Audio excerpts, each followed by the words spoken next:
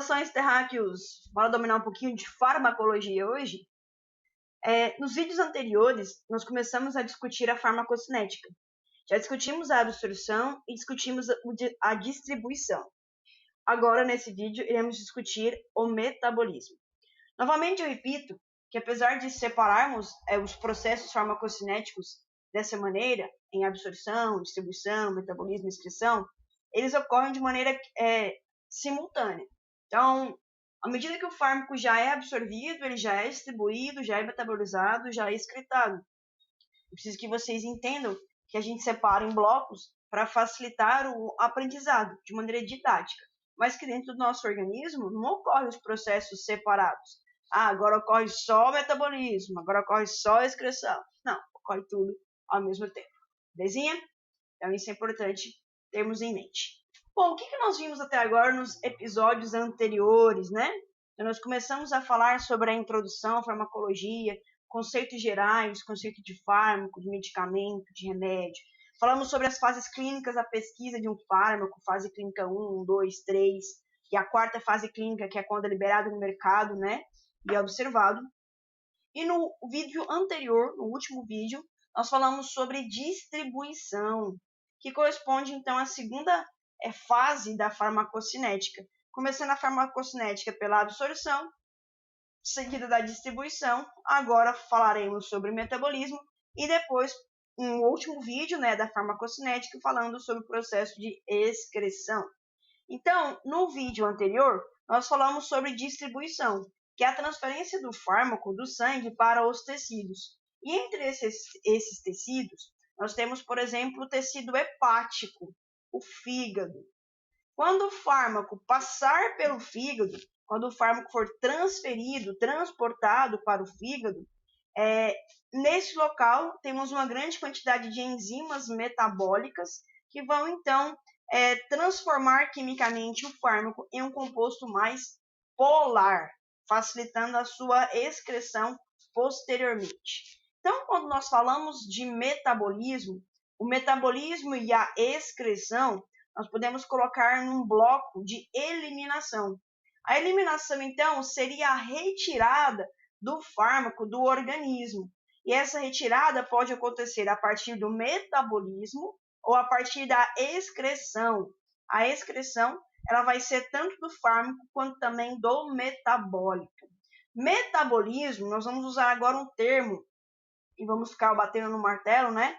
Com relação a esse termo novo, metabólitos. Então, os metabólitos são fármacos que foram metabolizados a partir de enzimas. E esses metabólitos, eles possuem como principal característica que eles são compostos mais polares do que os fármacos, né? Os fármacos, então, possuem uma certa característica lipossolúvel, até para conseguir atravessar as membranas plasmáticas, membranas biológicas. Porém, os fármacos com essa característica lipossolúvel, eles ficam no organismo. Então, para conseguir retirar o fármaco do organismo, eles sofrerão o processo de metabolismo. E é importante destacar, que o processo de metabolismo é algo que acontece com substâncias nossas, chamadas substâncias endógenas. Então, por exemplo, lá da bioquímica, né?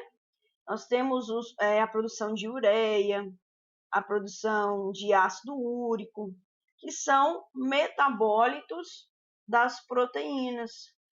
Então, para a gente eliminar os aminoácidos, nós vamos converter os aminoácidos em ureia e ácido úrico a partir do metabolismo, transformando, então, os metabólitos em compostos mais polares, em compostos mais hidrossolúveis.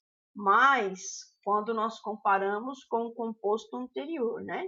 Então, melhorando essa hidrossolubilidade. Nesse vídeo, nós iremos falar apenas sobre o metabolismo.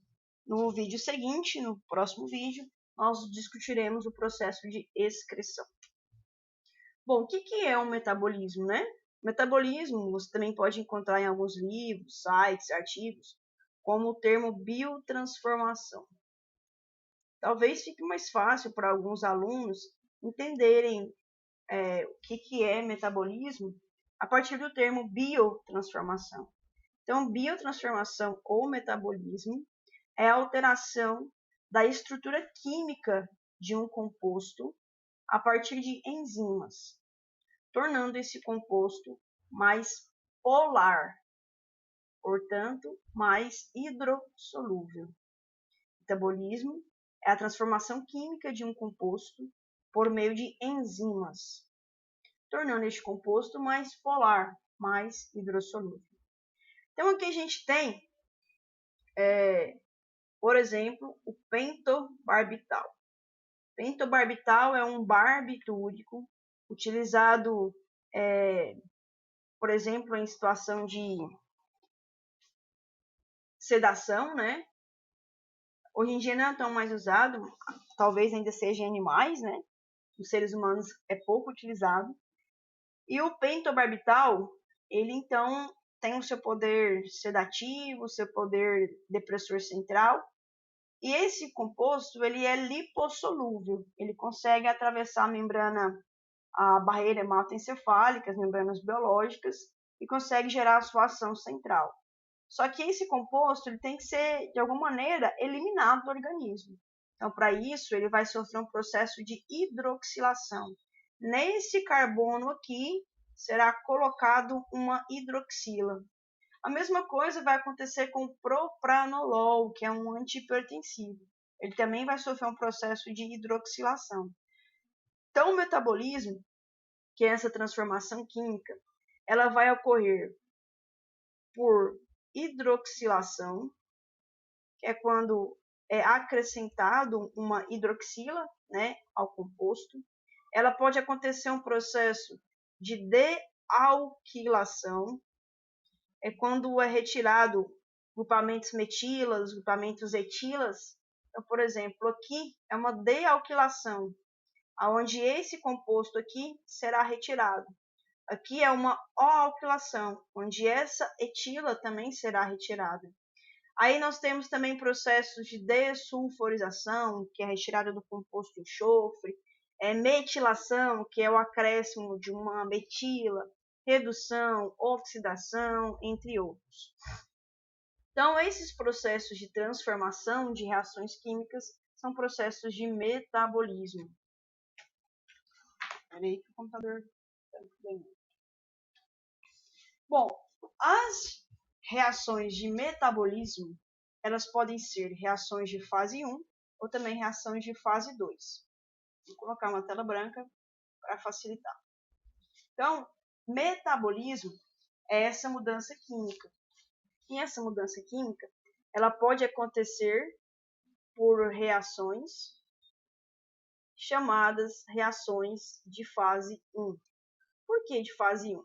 Porque, em geral, os fármacos têm a tendência de, a primeira vez que passarem pelo fígado, sofrerem essa reação. Essa reação de fase 1 são reações, diria-se, de menor complexidade, que em geral é um processo de hidrólise, um processo de oxirredução. E todos aqueles que eu expliquei também anteriormente, sulfonação, metilação, dealquilação, reações químicas simples, de subunidades menores. Porém, às vezes essa reação de fase 1 nem sempre é suficiente para tornar o fármaco polar o suficiente para ser excretado. Então, o fármaco ele vai passar uma segunda, uma terceira vez pelo fígado. Quando ele passar uma segunda vez pelo fígado, nós vamos ter as reações de fase 2. As reações de fase 2 são reações de conjugação. Em geral, processo de glicuronidação, por exemplo, que é conjugar o fármaco com açúcar. O fármaco ele pode passar pela fase 1 e posteriormente passar pela fase 2. Mas é importante que vocês entendam que alguns fármacos eles passam direto para a fase 2. Isso depende muito da estrutura química que o fármaco tem. A fase 2, por exemplo, é necessário ter uma hidroxila. Então, se o fármaco passar pelo fígado e ele não tem uma hidroxila, primeiro vai sofrer uma hidroxilação para depois sofrer uma reação de conjugação. Então, fase 1 e fase 2 é porque o fármaco, em geral, tende a passar primeiro por reações de fase 1, reações mais simples, e posteriormente por reações de fase 2. E também o fármaco, às vezes, ele pode passar só pela fase 1. A fase 1 for o suficiente para que ele se torne polar, né, de maneira necessária para ser excretado pela urina, por exemplo. Então, reação de fase 1, reação de fase 2. A reação de fase 2, então, são reações de conjugação, glicuronidação, que é a conjugação do fármaco ou do seu metabólito com um carboidrato, que no caso aqui é o glicurônico, o ácido glicurônico. Então, aqui nós temos o carboidrato, que será ligado ao fármaco. Outro processo de conjugação é a sulfatação, que é quando o fármaco será acrescentado, então, de uma unidade de sulfato, que é essa estrutura aqui. E aqui a gente tem alguns exemplos de fármacos que sofrem reações de fase 1, reações de fase 2, né? Bom, aqui a gente tem um exemplo clássico de um fármaco aí mais conhecido e mais antigo, que é o ácido acetil salicílico, o nosso famoso AS, que possui como medicamento de referência a aspirina. O AS, o ácido acetil salicílico, ele vai sofrer uma reação de fase 1, que será uma reação de hidrólise. Essa reação de hidrólise irá ocorrer aqui nesse grupo acetato, então vai haver a perda desse complexo todinho, transformando em uma hidroxila. Essa hidroxila vai originar então o metabólito denominado de ácido salicílico. Então, o ácido salicílico é o metabólito do ácido acetil salicílico. Quando esse metabólito passar novamente pelo fígado, essa hidroxila vai sofrer uma reação de conjugação com um carboidrato, com ácido glicurônico, formando então o metabólito glicuronídeo. Então, primeiro o AS sofreu uma reação de fase 1, produzindo o metabólito ácido salicílico, e posteriormente sofreu a reação de fase 2, produzindo o conjugado com o ácido glicurônico. Beleza, perfeito. Então aqui a gente tem um resumo, né? O fármaco, ele pode, em geral, sofrer reação de fase 1, em sequência, reação de fase 2. Mas também, em algumas situações, o fármaco poderá sofrer a reação de fase 2 direto, sem precisar passar pela reação de fase 1. E alguns fármacos, eles sofrem somente reação de fase 1. Professora, mas está muito complicado. Como que eu vou saber se o fármaco sofre reação de fase 1 ou de fase 2? Bom, esse estudo do metabolismo, se vai sofrer fase 1 ou fase 2, é um estudo que é dedicado aos farmacologistas e aos químicos farmacêuticos, onde a partir da estrutura química será sugerido se sofrerá reação de fase 1 e reação de fase 2. Só pelo nome não tem como saber. Para que a gente consiga estudar melhor esse metabolismo, entra em ênfase a parte química, né, dos fármacos. Então, essa parte a gente deixa para os farmacologistas e para os químicos farmacêuticos. Se você não tem interesse em detalhar essa parte química, não precisa detalhar, só precisa entender que ocorre as duas fases, fase 1 e fase 2. Bom, as reações de fase 1, para destacar, elas ocorrem principalmente no fígado, não é somente, é principalmente no fígado.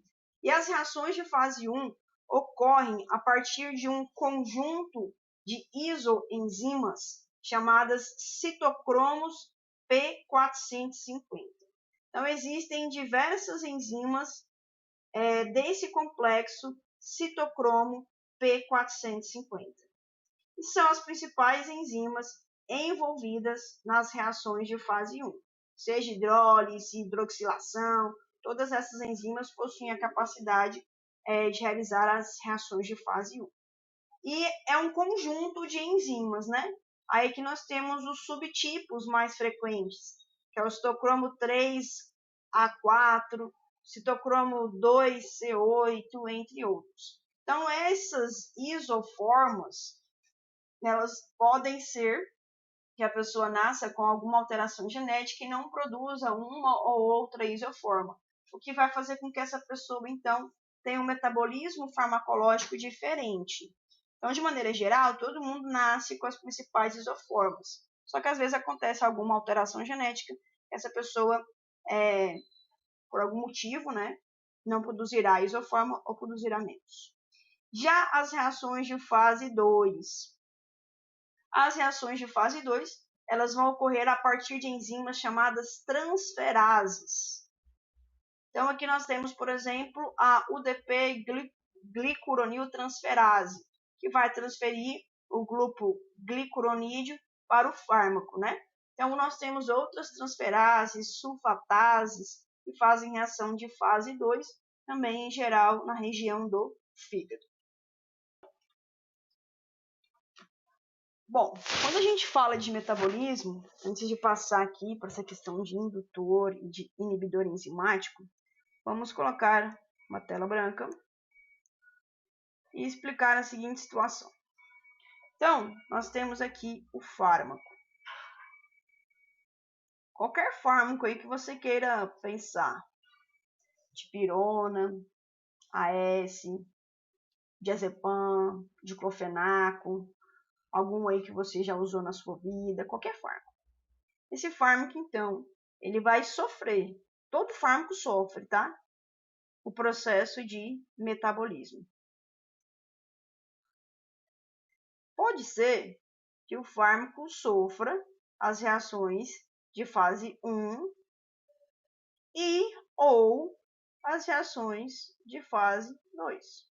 Beleza, perfeito.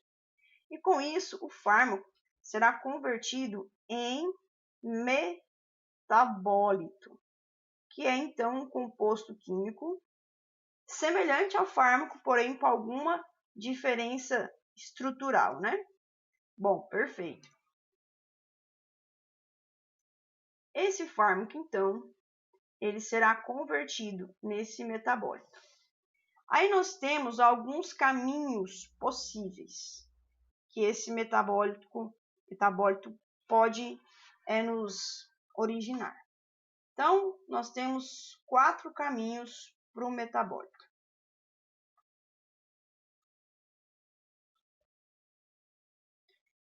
Bom, esse metabólito, em geral, ele poderá ser, então, um metabólito inativo. Deixa eu mudar a corzinha. Será um metabólito inativo. É o que tem a maior tendência de ocorrer. Quando o fármaco passar pelo fígado, ele sofre metabolismo, parte do fármaco, né? E torna-se um fármaco inativo, metabólito inativo. Outra situação, o metabólito ele pode ser um metabólito tóxico. É o que ocorre, por exemplo, com o paracetamol. O metabólito ele pode ser mais ativo. Ou o metabólito ele pode ter outra atividade farmacológica. Então, esses são os caminhos possíveis, né? Então, a gente não pode afirmar que o metabolismo, ele vai diminuir a ação do fármaco. Não, porque como a gente está vendo aqui, o metabolismo ele pode originar fármacos metabólitos inativos. Se o metabolismo ele seguir esse caminho 1, preste muita atenção no que eu vou falar agora. Se o metabolismo seguir esse caminho 1, quando aumentar o metabolismo,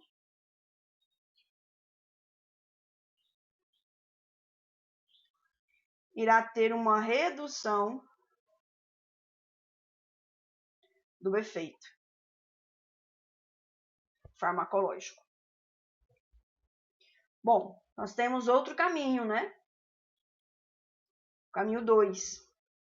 No caso, quando aumentar o metabolismo, nessa situação 2, vai gerar um maior efeito tóxico, uma maior toxicidade. Inclusive, essa toxicidade pode vir a matar o paciente. É o caso do paracetamol. Paracetamol, você usar demais, ele gera um metabólito tóxico que pode matar o paciente. Já teve situação, o paciente morrer por toxicidade do paracetamol. Outra situação 3, é do fármaco original metabólito mais ativo. Com isso, então, um aumento no metabolismo gerará um aumento do efeito. E isso será tanto do efeito esperado, quanto também dos efeitos adversos. Então, também nem sempre é algo benéfico. E a quarta situação, o metabolismo gerará um metabólito com outra atividade farmacológica. Eu vou dar um exemplo. Existe um composto chamado codeína. A codeína é da classe dos opioides. E a codeína, ela era muito utilizada antigamente por conta do seu efeito antitussígeno. Antitussígeno para diminuir a tosse. Porém, o que antigamente não sabia-se, hoje a gente já sabe, o que antigamente não sabia-se é que a codeína, quando ela sofria o processo de um metabolismo, ela produzia no nosso organismo, né, a morfina, que é uma substância analgésica. E a morfina é uma substância que causa também um efeito euforizante, um efeito alucinógeno, né? Além de causar dependência. Então, o que acontecia antigamente? As pessoas usavam a codeína como xarope antitussígeno e acabava que a pessoa ficava meio que doidona e ficava dependente do xarope. Por que dependente? A dependência não era da codeína. A dependência é porque, a partir do metabolismo da codeína, no organismo existia a presença da morfina, que gerava então os efeitos euforizantes, os efeitos de dependência química que a morfina causa. Então, hoje em dia, esse fármaco não é mais usado, a codeína, como antitussígeno. A codeína hoje é utilizada por via oral, por seu efeito analgésico. Em situações de dor mais intensa, o médico vai prescrever um fármaco chamado Tilex. Tilex é paracetamol mais codeína. A codeína, então, vai gerar a morfina dentro do organismo, né? Em situações de dores mais fortes, beleza? Bom, além disso, além desse gráfico aqui, que é importante que vocês anotem, e não só anotar, mas tentar entender todo esse processo, nós temos outra situação onde uma substância chamada profármaco é uma substância inativa ou com pouca atividade. Ela pode ter uma pequena atividade farmacológica. Porém, a principal característica é que o profármaco, quando ele sofreu o processo de metabolismo, o metabólito dele nós vamos denominar de fármaco, que será então, de fato, o composto que nós esperamos que vai ter a ação farmacológica desejada. No caso do profármaco, é necessário, é esperado a ação do metabolismo. E às vezes esse profármaco ele é sintetizado, ele é planejado, ele é criado para exatamente fugir da situação do metabolismo, diminuir o efeito do fármaco. Então, se eu sei que a substância química vai passar pelo fígado, vai sofrer metabolismo e vai diminuir o seu efeito em geral, se nós utilizarmos uma substância inativa, porém, quando essa substância passar pelo fígado e sofrer as reações enzimáticas, ela vai produzir um fármaco ativo. Então, com isso, o metabolismo vai aumentar o efeito que nós desejamos, ao invés de reduzir. Beleza? Bom, além disso, nós temos que o metabolismo existe dois processos chamados indutores e inibidores enzimáticos. Esses termos nós vamos usar quando nós estivermos falando do uso de 2 ou mais fármacos ou de um fármaco a longo prazo. Vamos falar primeiro do termo indutor. O termo indutor refere-se ao aumento na produção e ou na ação das enzimas metabólicas. Indutor é o aumento na produção e ou ação das enzimas metabólicas. Podemos colocar também das enzimas hepáticas, que esse processo de indução enzimática ocorre grande parte das vezes no fígado. Então, nós temos que o indutor enzimático, ele vai ter como resultado um aumento no metabolismo.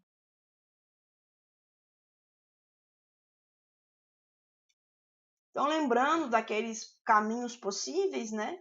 Esse aumento no metabolismo causado por um indutor enzimático, que está aumentando a quantidade de enzimas, isso pode levar a um menor efeito farmacológico, pode levar a efeitos tóxicos. No caso do profármaco, pode aumentar o efeito do fármaco, né? Então, quando eu falo metabolismo, é necessário rever aquele resuminho do slide anterior. Bom, indutor enzimático, eu vou dar o principal exemplo, que é o exemplo mais colocado nos livros, porque é um exemplo prático do nosso dia a dia. Um exemplo de indutor enzimático é o álcool. Então, o álcool, para quem bebe, para quem já viu pessoas bebendo, você começa a tomar lá uma latinha, você fica alegre. Aí você continua tomando uma latinha com frequência, passou aí uma semana, essa latinha não faz nem cócega mais. É necessário você tomar 2, 3 latinhas para ter o mesmo efeito. Por quê? Porque o álcool ele é um indutor enzimático. Ele aumenta a quantidade de enzimas que metaboliza o próprio álcool e metaboliza outras substâncias. Com isso, o efeito do álcool no organismo, com o uso desse indutor, acaba sendo menor. Outra situação que nós temos é a situação de inibidor enzimático. Inibidor enzimático são substâncias que se ligam às enzimas metabólicas, diminuindo a ação dessas enzimas no metabolismo de outras substâncias. Inibidores enzimáticos são substâncias que se ligam às enzimas, diminuindo a ação das enzimas no metabolismo de outras substâncias. Então, o inibidor enzimático, imagina que eu tenho aqui uma enzima, esse desenho aqui. Essa enzima, para ela ter a sua função, ela precisa desse espaço aqui. Aí nós temos lá, por exemplo, um fármaco, vem cá, se liga à enzima e sofre a ação da enzima, por exemplo, produzindo 2 substâncias isoladas. O inibidor, ele então vai se ligar à enzima com uma grande afinidade. Ele se liga e é quase que paixão obsessiva, né? Ele se liga com uma grande afinidade à enzima e impede ou diminui o metabolismo dessa outra substância. Então, o inibidor enzimático, ele vai diminuir o metabolismo de outros compostos. Exemplo de inibidor enzimático, nós temos a cimetidina, que é um fármaco gastroprotetor, da mesma classe da ranitidina. Beleza? Então, aqui a gente tem exemplos de indutores enzimáticos, fenobarbital, rifampicina, entre outros. E aqui entra o grande pulo do gato na questão do metabolismo e na questão do raciocínio farmacológico. Então, a grande maioria dos fármacos que nós utilizamos no dia a dia, eles são utilizados através da via oral, seja forma farmacêutica líquida ou sólida, né? É a via mais cômoda, é a via que o paciente tem como utilizar sem precisar de outro profissional. Então, é a via mais comum. Essa via oral, o fármaco então será ingerido pela boca, vai passar pelo esôfago, estômago, intestino delgado. Lá no intestino delgado vai sofrer então o processo de absorção e o fármaco vai para os vasos sanguíneos. O fármaco será absorvido nessa região do intestino delgado, onde possui uma grande quantidade de vasos sanguíneos, chamados vasos sanguíneos mesentéricos. Esses vasos sanguíneos mesentéricos, eles vão se juntar na região da veia porta. Então, a veia porta, ela é uma veia que vai juntar todo o sangue presente na região dos intestinos, tanto intestino delgado quanto intestino grosso. E o sangue, então, o primeiro lugar que ele vai passar quando ele for sofrer o processo de absorção dos fármacos, o sangue vai para a veia porta. O primeiro lugar que essa veia porta vai é para o fígado. Tanto que é chamada de veia porta hepática, porque vai para o fígado. Lá no fígado, então, nós temos as diversas enzimas, principalmente enzimas do complexo citocromo P450, que vão fazer as reações de fase 1 e ou as reações de fase 2. Com isso, o fármaco que o paciente utilizou por via oral, ele sofre metabolismo de primeira passagem e reduz a quantidade de fármaco que vai chegar na circulação sistêmica. Vou repetir. Quando a gente usa um fármaco por via oral, ele vai sofrer o metabolismo de primeira passagem, porque o primeiro lugar que o fármaco vai ser distribuído, ao conceito anterior, será na região do fígado. Quando o fármaco passar pelo fígado, parte do fármaco vai sofrer o metabolismo e, consequentemente, vai diminuir a quantidade do fármaco que chegará na circulação sistêmica. Então, isso nós chamamos de metabolismo de primeira passagem. A quantidade que chegará à circulação sistêmica será bem menor que a quantidade que foi utilizada por via oral. Para escapar desse metabolismo de primeira passagem, é que às vezes também nós utilizamos outras vias, como a via subcutânea, a via transdérmica e a via intravenosa. Então, se a quantidade do fármaco que sofre metabolismo de primeira passagem for muito grande, por exemplo, vamos colocar aqui 90% do fármaco que passa pelo fígado a primeira vez será metabolizado. Não quer dizer que apenas 10% chegará à corrente sanguínea, à circulação sistêmica. Então, isso não é muito viável farmacologicamente. Então, esse fármaco é mais aconselhado que ele seja utilizado por outra via que não seja a via oral, para fugir desse metabolismo de primeira passagem. Então, aqui outro esquema. Os fármacos administrados por via oral são expostos primeiro ao fígado. O primeiro lugar que o fármaco vai ser distribuído será o fígado. E podem ser, então, extensamente biotransformados, metabolizados, antes de alcançar as demais regiões do organismo. Já as outras vias farmacológicas, né, a gente evita esse metabolismo de primeira passagem. Claro que com a circulação sistêmica, uma hora o fármaco vai passar pelo fígado. E quando ele passar, ele será metabolizado. Então, aqui nós temos um mapa mental para resumir tudo aquilo que foi passado nesse vídeo, né? Então, o metabolismo nada mais é que um processo farmacocinético onde há uma mudança estrutural no fármaco. Essa mudança química, ela visa o aumento da polaridade. Esse aumento da polaridade, o aumento da hidrossolubilidade. Grande parte das vezes, esse metabolismo ele vai acontecer a partir de um conjunto de enzimas chamados tocromo P450. Essas enzimas são as que fazem as reações de fase 1. Além disso, tem as outras enzimas, as transferases. Tanto as enzimas do citocromo quanto as transferases estão presentes em maior quantidade na região do fígado. Então, o fígado é o principal órgão de metabolismo.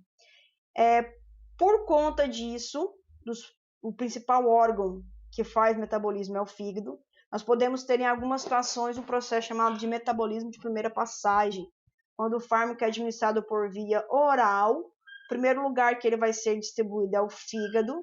Esse metabolismo vai diminuir a quantidade de fármaco na circulação sistêmica, vai diminuir a biodisponibilidade. Bom, o metabolismo ele vai originar então um metabólito. Esse metabólito pode ser uma substância ativa, uma substância inativa, uma substância tóxica ou uma substância com outra atividade farmacológica, como eu dei o exemplo da codeína. O metabolismo ele ocorre a partir das reações de fase 1 ou reações de fase 2.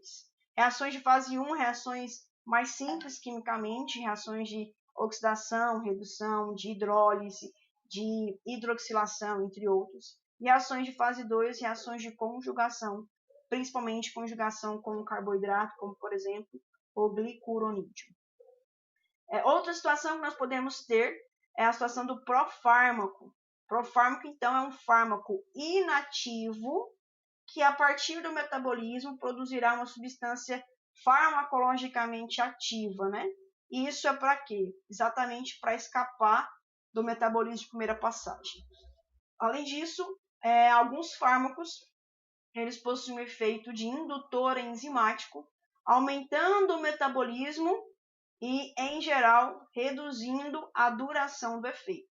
Em geral, tá? Porque o mais comum é que o metabólito é uma substância inativa. Outra situação é o inibidor enzimático. Esse inibidor ele vai se ligar à enzima e vai diminuir o metabolismo de outra substância. Então, vai diminuir o metabolismo de outra substância. Com isso, vai aumentar, em geral, a duração do efeito dessa outra substância. Beleza? Então, nesse vídeo de hoje, discutimos sobre o metabolismo. No próximo vídeo, discutiremos o último processo farmacocinético, o processo de excreção. Então, terminando aqui, nesse mapa mental, espero que vocês tenham entendido um pouquinho do metabolismo. Novamente, relembro, esse metabolismo não é só de fármacos, também ocorre de substâncias endógenas, como por exemplo os aminoácidos. Por hoje é só, fiquem todos com Deus. Qualquer dúvida deixe nos comentários ou coloque mensagem lá no Instagram via direct e a gente se encontra pela internet. Tchau, tchau, até mais.